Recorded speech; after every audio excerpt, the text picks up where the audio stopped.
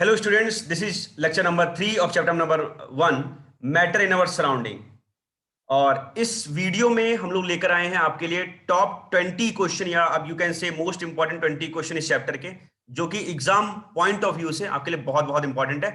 तो let us start from the very first question, that is what is dry ice. ठीक है, तो dry ice होता क्या है बच्चों? जब कार्बन डाइऑक्साइड को हम कूल करते हैं अंडर हाई प्रेशर, ठीक है, तो उसका सॉलिडिफिकेशन हो जाता है, वो सॉलिड में कन्वर्ट हो जाता है और उसे हम लोग क्या बोलते हैं? ड्राई आइस बोलते हैं। तो you can right answer solid carbon dioxide. ठीक है, सॉलिड कार्बन डाइऑक्साइड को हम लोग क्या बोलते हैं? ड्राई आइस बोलते हैं। तो दिस इज योर आंसर। तो आई होप कि सभी को क्लियर है what is dry ice. This is solid carbon dioxide. दूसरा है what is SI unit of pressure. तो एसआई यूनिट ऑफ प्रेशर क्या होता है? आपने फिजिक्स में भी पढ़ रखा है।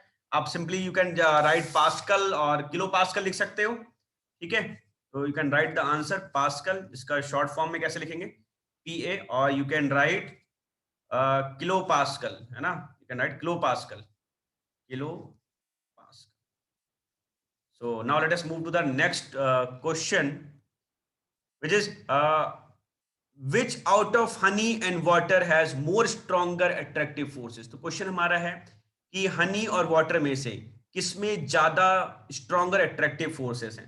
बेटा देखो, सपोज करो आपने एक ग्लास में पानी लिया और एक ग्लास में हनी लिया है और दोनों को आप जमीन पे फेंक दो। ठीक है, दोनों को तेजी से आगे की ओर फेंक दो, तो आप देखोगे पानी बहुत दूर तक जाएगा, बट जो हनी है, ठीक है, वो आधा गिलास में रहेगा और आधा बिल्कुल उसी थोड़ी सी दूर पे ही गिरेगा, है ना? इसका रीजन क्या है? क्योंकि हनी के अंदर विस्कोसिटी ज्यादा है। जो हनी है उसके अंदर अट्रैक्टिव फोर्सेस ज्यादा है, उसकी लेयर्स में, उसके मॉलिक्यूल्स के बीच में ज्यादा फोर्स ऑफ अट्रैक्शन है, और जिसको हम लोग क्या बोलते हैं? विस्कोसिटी बोलते हैं। यहाँ पर जब किसी लिक्विड में थोड़ी ज्यादा डेंसिटी हो और उसमें फोर्स ऑफ अट्रैक्शन ज्यादा हो, उसके अंदर मूवमेंट कम हो, तो हम लोग क्या बोलते हैं कि वो जो लिक्विड है वो ज्यादा विस्कस है।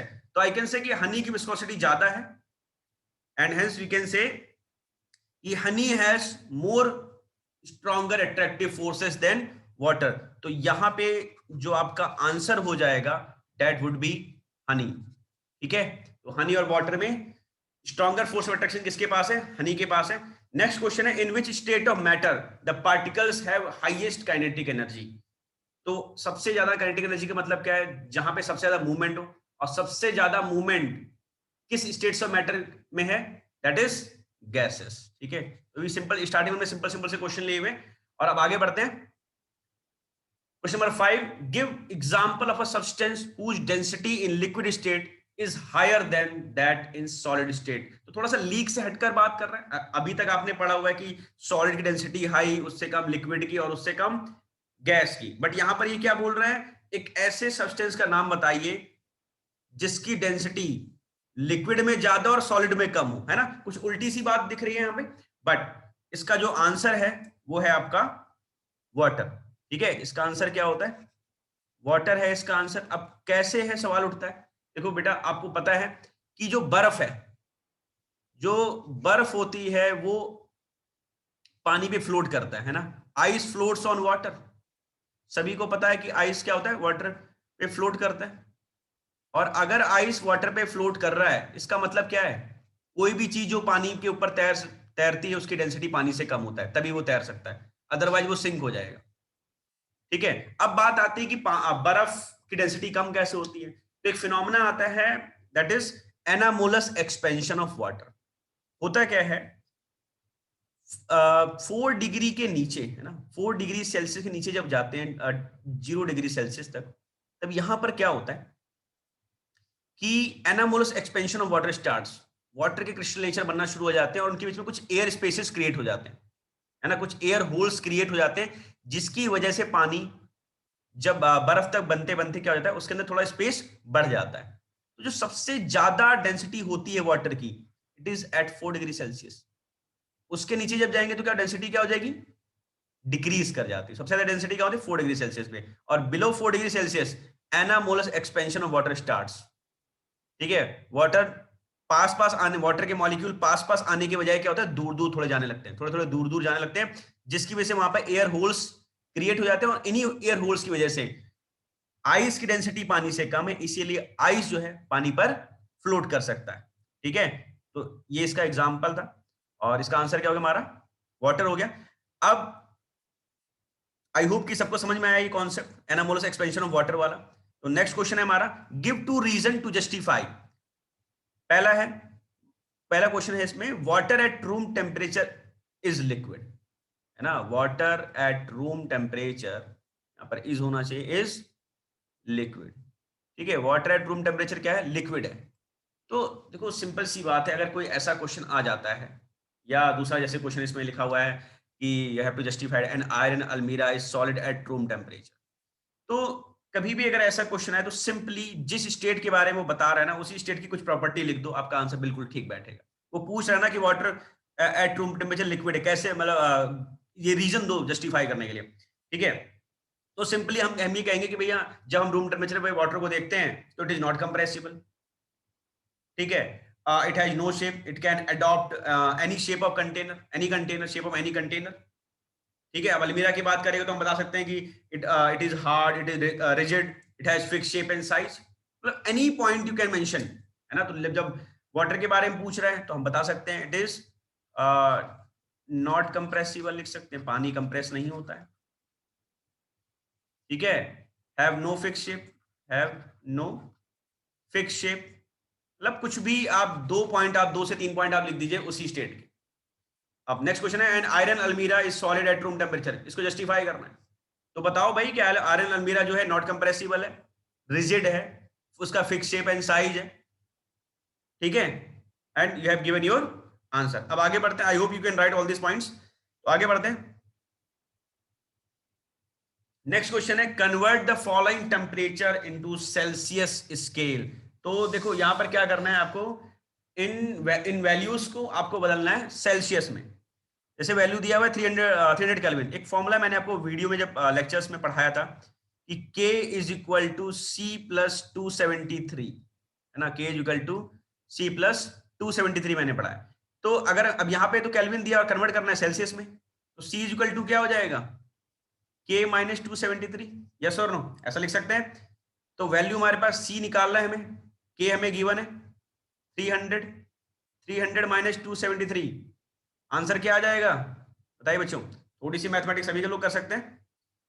तो 27 डिग्री सेल्सियस, क्लियर है। उसी तरीके से 573 केल्विन हमारे पास है, you can apply this formula, C is equal to K minus 273, K is 573 and you have to subtract minus 273 from it. अब आगे क्या बोले, आगे क्या आ जाएगा इसके, तो 573 यानी 573 माइनस 273 कितना हो जाएगा, सिंपल 300, मोटा मोटा हिसाब है। ठीक है, तो इस तरह से आप कन्वर्जन कर सकते हैं सेल्सियस का केल्विन में, केल्विन का सेल्सियस में, एंड सो ऑन। ठीक है, now move ahead to the next question. Then we have 8th question, what is the physical state of water at 250 degree Celsius, 100 degree Celsius, 25 degree Celsius and 0 degree Celsius. तो बच्चों देखो, अगर मैं पहले part पे चलूं तो 250 डिग्री सेल्सियस यहाँ पे लिखा हुआ है, तो 250 डिग्री सेल्सियस क्या है, ये बॉइलिंग पॉइंट से बहुत बहुत ज्यादा है। इसका मतलब है पानी 250 पे क्या मिलेगा, सिर्फ वेपर फॉर्म में मिल सकता है ना, सिर्फ it can be found in vapour form only. क्या फिजिकल स्टेट में होगा, वेपर में होगा। अब जब हम 100 डिग्री सेल्सियस की बात करते हैं तो 100 पे जो पानी है वो वेपर फॉर्म में भी मिलेगा, है ना। 100 डिग्री सेल्सियस पे जो वाटर है वो वेपर फॉर्म में भी आपको मिलेगा, दूसरा आपको लिक्विड फॉर्म में भी मिलेगा, वेपर एंड लिक्विड बोथ, है ना। ऐसा नहीं कि 100 डिग्री सेल्सियस पूरा आपका पतीला वाटर का पूरा खाली हो जाएगा, ऐसा नहीं है। ठीक है, उसके अंदर पानी रहेगा, उबल रहा होगा, कुछ वेपर बन रहा होगा, तो both state you can see there, कुछ वेपर भी दिखेगा और लिक्विड भी होगा। ऐसा नहीं होता है कि आपने मान लीजिए आप एक पतीले में पानी, एक किसी भी कंटेनर में पानी उबाल रहे हैं, बॉईल कर रहे हैं, और जैसे 100 डिग्री सेल्सियस आया पानी छूमंतर हो गया, ऐसा तो होता नहीं है ना। पूरा लिक्विड आपको वहां दिखता है, धीरे धीरे करके बॉयल होता नजर आता है। ठीक है, और वेपर बन रहा, तो यानी कि दोनों स्टेट में पानी अपीयर होगा आपको 100 डिग्री सेल्सियस पे। Then at 25 degree Celsius obviously room temperature की बात कर रहा है, पानी इज एट लिक्विड कंडीशन, बिल्कुल लिक्विड स्टेट में आपको मिलेगा। हाँ, अब आगे फिर से जीरो वाले में, बेसिकली देयर ट्रांजिशन टेम्परेचर ना, जहां ट्रांजिशन टेम्परेचर है वहां दोनों फेस आपको दिखेंगी। जीरो पे क्या है, आइस भी मिलेगा, और आइस से मेल्ट हुआ मतलब ताजा ताजा जो मेल्ट हुआ जो पानी बना है, ठीक है, वो भी आपको मिलेगा। आइस जीरो पे आइस फॉर्म में मिलेगा, एंड लिक्विड वाटर के फॉर्म में भी आपको मिल जाएगा, ठीक है। यानी कि वाटर जो है आपको आइस के फॉर्म में यानी कि सॉलिड फॉर्म में भी मिलेगा, और दूसरा लिक्विड फॉर्म में भी मिलेगा। तो this is the answer for this question, ठीक है। आई होप सबको समझ में आया होगा। तो आगे बढ़ते हैं। Next question is for any substances why does the temperature remain constant, ठीक है, during the change of state. ठीक है, सब लोग एक सेकंड के लिए आंसर सोचेंगे। आई होप मैंने ये पढ़ाया हुआ है आपको लेक्चर्स में कि जब कभी ट्रांजिशन होता है किसी भी फेज का, सॉलिड से लिक्विड में और लिक्विड से गैसेस स्टेट में, तो वहां पर क्या होता है, ठीक है, वहां पे कुछ latent heat of fusion, latent heat of vaporisation की हम लोगों ने बात किया था, है ना। एक्चुअली क्या होता है कि जो एनर्जी हमें दिख नहीं पाती है ना, हम लोग क्या बोलते हैं टेम्परेचर कांस्टेंट क्यों हुआ, क्योंकि हम उस टेम्परेचर इंक्रीज को या उस यूज्ड हुए टेम्परेचर को हम टेम्परेचर स्केल पे देख नहीं पाते हैं, है ना। क्योंकि जो एनर्जी उस समय दी जाती है, मान लो आइस से लिक्विड बना, ठीक है, या आइस है और उसी समय लिक्विड भी है वाटर, तो दोनों का टेम्परेचर जीरो है, लेकिन जो वाटर होगा नो डाउट उसमें थोड़ी एनर्जी ज्यादा है, बट दैट एनर्जी, है ना, we can not see in thermometer. तो उसका मतलब क्या है कि वो जो एनर्जी है वो यूज्ड अप हो गई उस स्टेट को चेंज करने में या फेस चेंज करने में, ठीक है। तो इसका आंसर लिख लेते हैं, let us see how I can write. अपने मन से जो बना एक अच्छा सा आंसर बना लेते हैं इसका। क्या लिखा, for any substance why does the temperature remains constant during the change of state. तो ऐसे लिख सकते हो, the temperature remains constant during the change of state because, है ना, बिकॉज से मैं लिख देता हूं, because the heat energy, because the heat energy supplied, मैं अपने मन से आंसर बना रहा हूं, आप अपना बना सकते हो जैसा आपको समझ में आया हो। Because the heat energy is supplied to the substance, ऐसे लिख सकते हैं, is used up in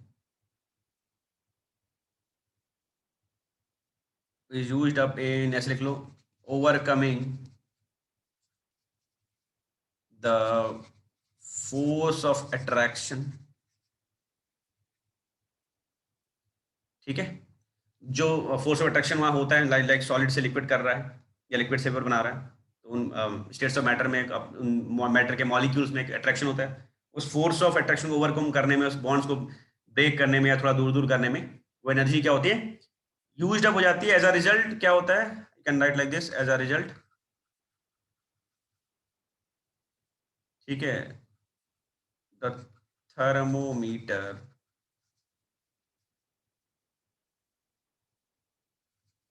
does not show any rise in temperature, है ना। तो कोई भी राइज वहां नहीं दिखेगा, कोई बढ़ोतरी नहीं होगी वहां पर, क्योंकि वो जो एनर्जी है वो स्टेट चेंज करने में यूज्ड अप हो जाएगी, ठीक है। तो आई होप सभी को क्लियर है। क्वेश्चन नंबर 9, आगे बढ़ते हैं।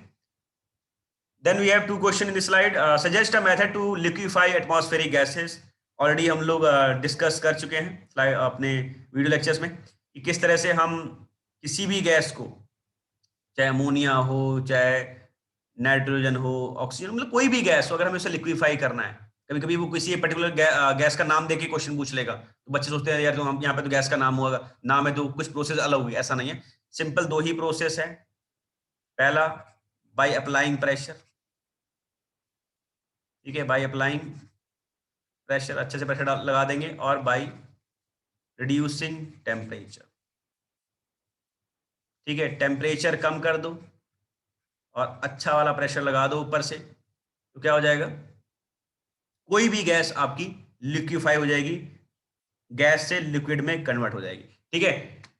तो क्वेश्चन नंबर 11 है, naphthalene ball disappears with time without leaving any solid, explain why, because naphthalene ball undergo sublimation, ठीक है। इन सब्लिमेशन के प्रोसेस में क्या होता है, सॉलिड से सीधा गैस बनता है और गैस से सीधा सॉलिड बन जाता है। ठीक है, तो you can just right a simple and short answer because it undergoes sublimation process. ठीक है, सब्लिमेशन प्रोसेस। ठीक है, एक अच्छी सी प्यारी लाइन आप खुद भी बना सकते हो इसमें, जैसा आपको समझ में आया हो।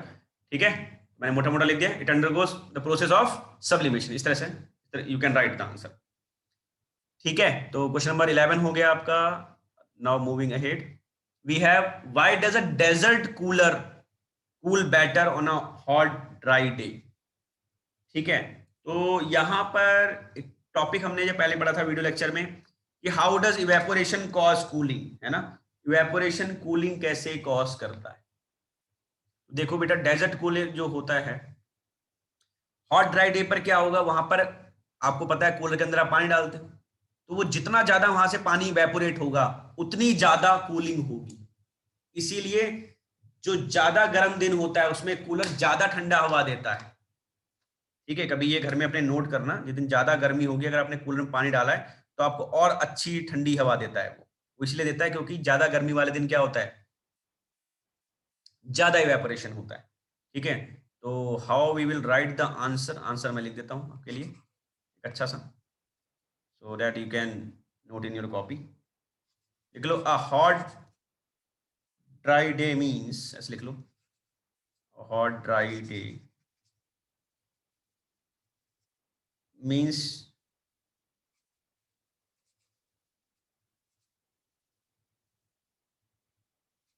temperature of the atmosphere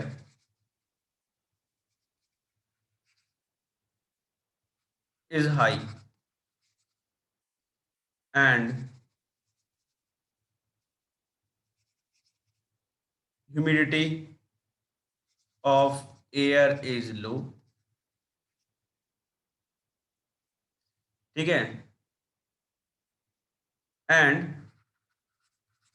due to which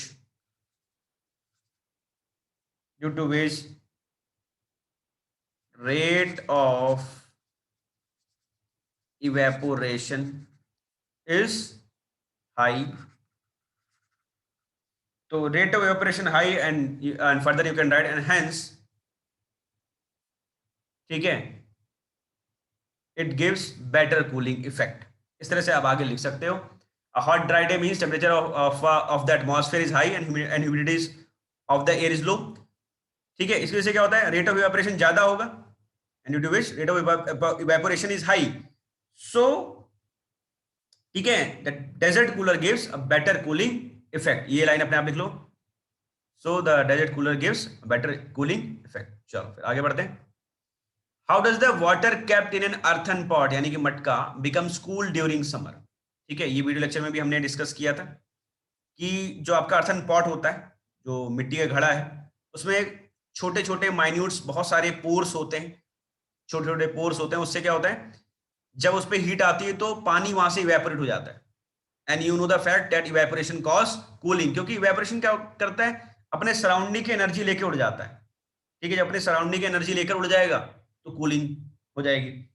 ठीक है, तो छोटा सा आंसर इसके लिए भी लिख देते हैं यहाँ पर, you may note down in your notebook.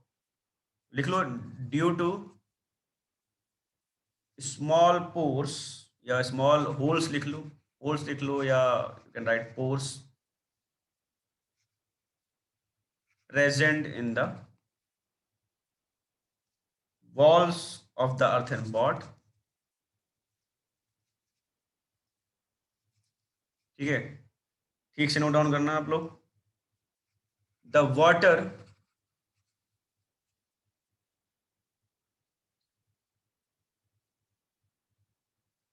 Evaporate, लिख लो, इवेपोरेट्स आउट स्लोली। ठीक है, व्हेन इट गेन्स एनर्जी, ऐसे अपने मन से बना लो। ठीक है,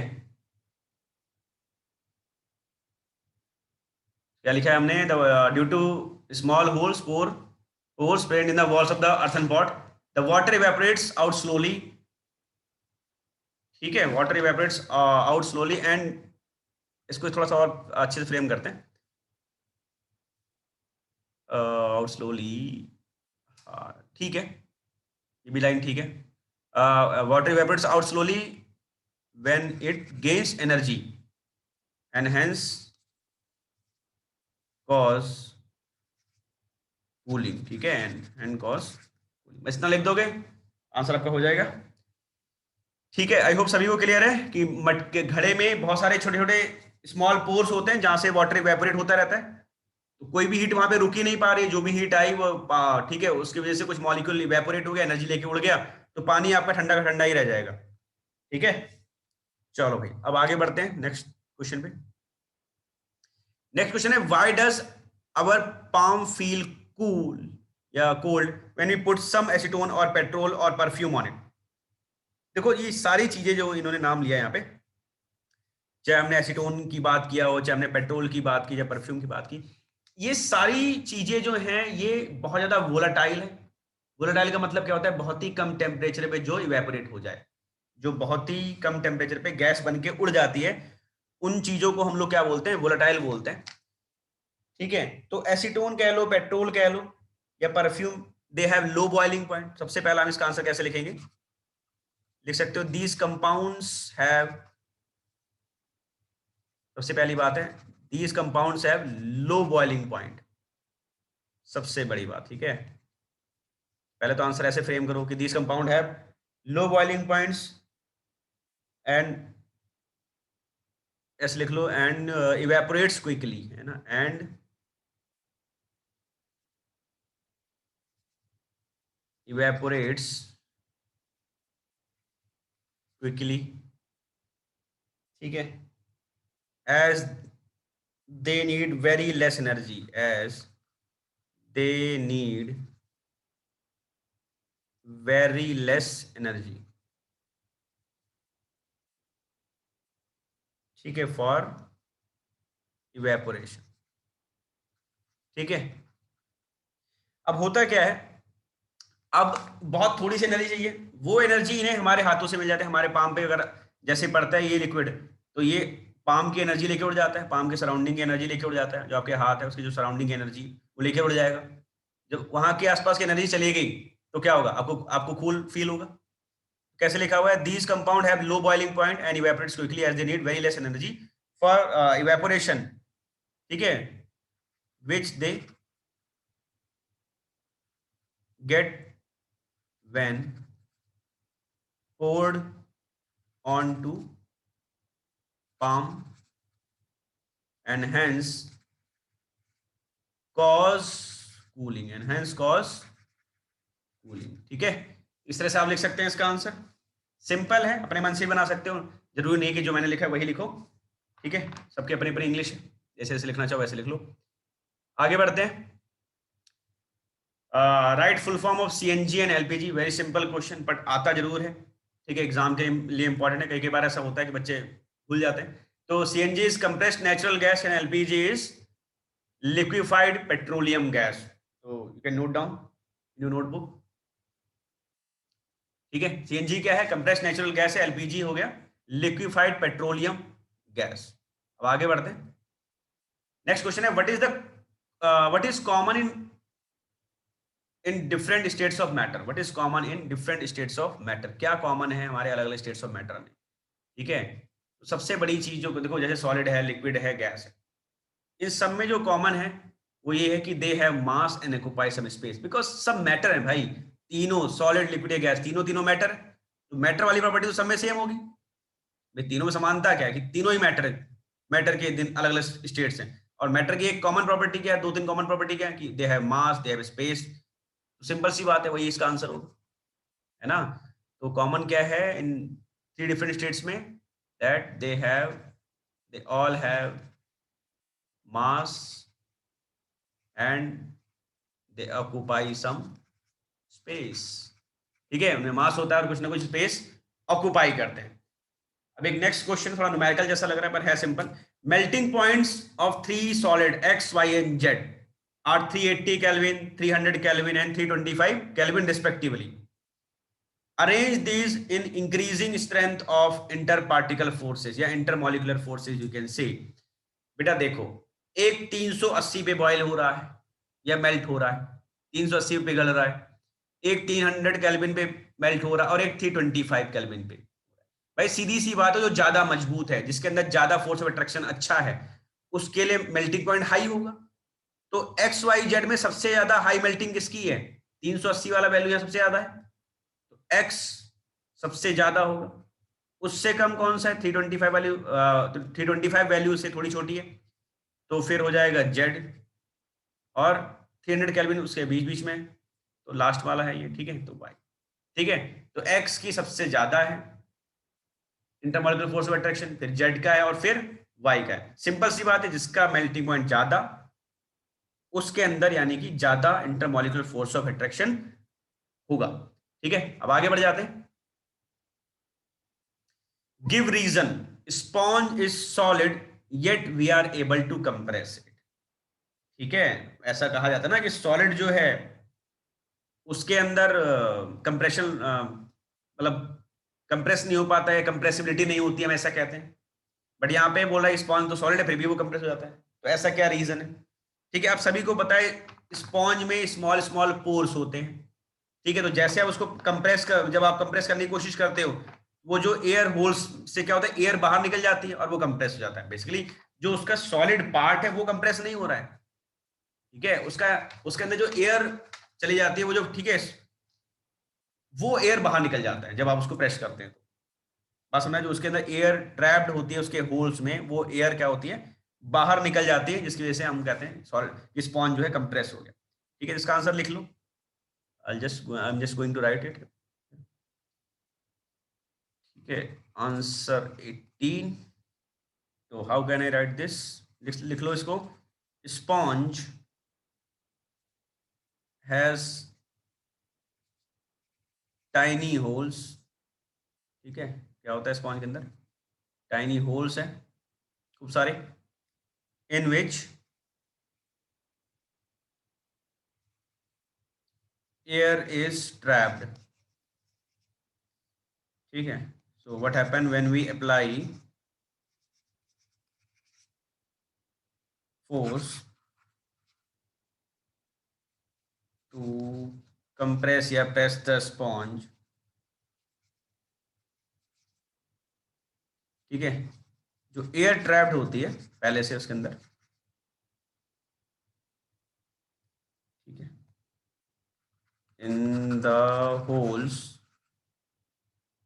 इज रिमूव्ड आउट कह सकते हो, और you can right expelled out. ठीक है, जो मन में आए वो लिखो।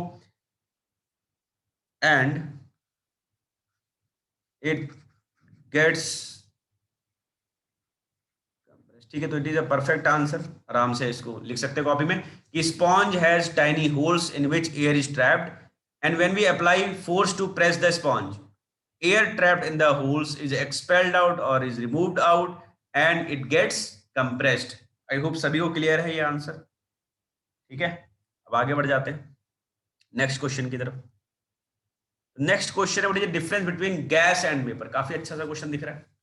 गैस और वेपर, कई कई बार आप लोग एक कॉमन वर्ड की तरह यूज करते हैं, कहीं कभी गैस बोल देते हो, कभी वेपर बोल देते हो, है ना? जैसे हम कभी बोलते हैं कि हाँ भाई वाटर गैस के फॉर्म में मिलता है और वेपर फॉर्म में मिलता है, या वेपर कभी कभी वेपर फॉर्म में बोल देते हो, बट एक्चुअली दोनों का मतलब अलग है। ठीक है, गैस अलग होते हैं और वेपर अलग होता है। देखो, गैस का मतलब क्या है कि कोई ऐसी चीज जो कि रूम टेम्परेचर पे भी गैस है भाई। जैसे रूम टेम्परेचर पे ऑक्सीजन गैस होता है, क्लोरीन गैस या क्लोरीन कह सकते हैं, या फिर जैसे नाइट्रोजन है ना, ऑक्सीजन है, कुछ हीलियम वगैरह है, वो सब अब वो क्या है, नॉर्मल टेम्परेचर पे, रूम टेम्परेचर पे भी हमें गैस के फॉर्म में ही दिख रही है, ये गैस के फॉर्म में हमें पाया जाता है हमारे पास। ठीक है, और वेपर का क्या होता है, कोई ऐसा सब्सटेंस जो कि नॉर्मली सॉलिड या लिक्विड फॉर्म में पाया जाए, बट जब उसे हीट करें हाई टेम्परेचर पे, मतलब अबव देन रूम टेम्परेचर, तब वो लिक्विड फॉर्म में कन्वर्ट हो। ठीक है, तब हम उसे वेपर बोलेंगे। आई hope I am very very clear कि जो नॉर्मल टेम्परेचर पे भी गैस पाया जाए, या ठीक है गैसीय स्टेट में पाया जाए, उसे हम गैस कह सकते हैं।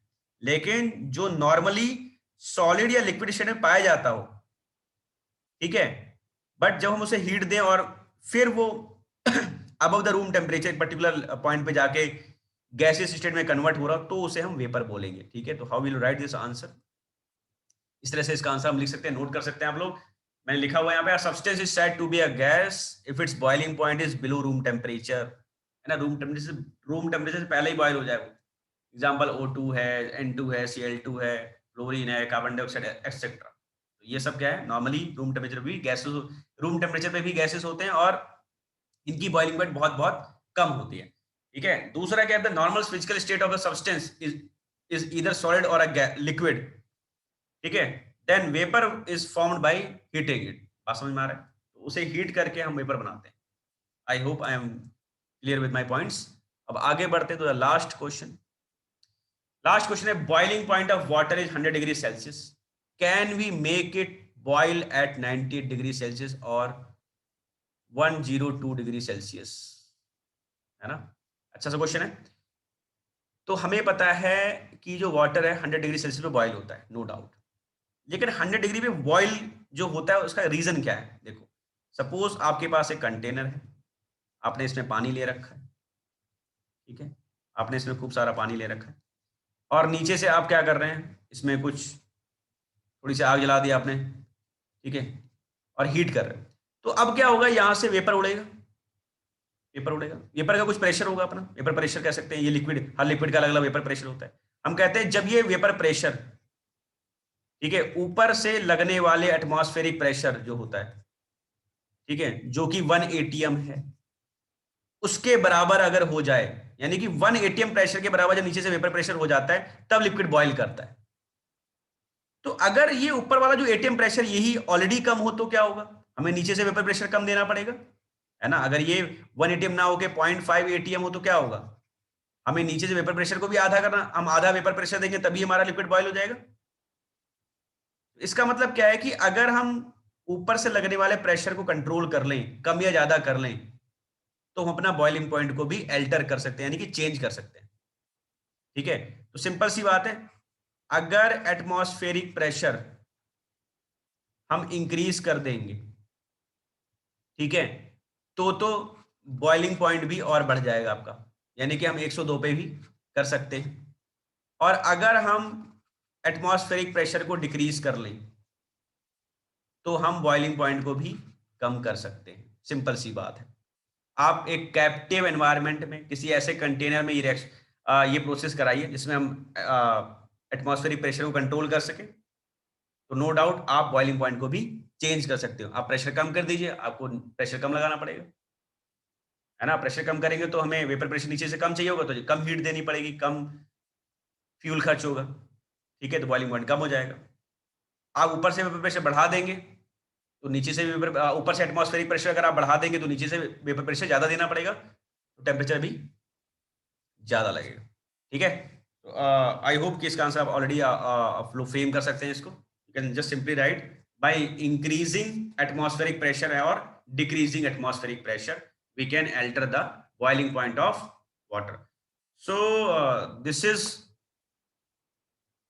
Like the most important 20 question जो मैंने अक्सर देखा है कि अलग अलग स्कूल्स के पेपर में मुझे अक्सर दिखा, ठीक है। तो इसीलिए मैंने इसको यहाँ से उठा लिया था, ठीक है। मतलब मैंने करेक्शन किया कि चलो चलो अगर आपका एग्जाम होता है तो इट विल बी हेल्पफुल, ठीक है। तो and so this was all from my side in this video. किसी को कोई डाउट हो या कोई ऐसा क्वेश्चन जो नहीं समझ में आया है, आई विल रिक्वेस्ट कि आप उसे कमेंट सेक्शन में डाल सकते हैं, ठीक है। और लेट अस सी कि क्या ऐसा टॉपिक रहा या कोई ऐसी चीज जो अभी तक हम बच्चों को नहीं समझा पाए, तो वो हम लोग अपना डिस्कस कर सकते हैं, ठीक है। कोई भी ऐसा अभी ये this was last video for this chapter, so I will request each and every child कि you must give your feedback in the comment section so that I can also improve अगर कमी रह गई है या मुझे कुछ और बताना चाहिए था, ठीक है। So thanks to all, thanks for watching.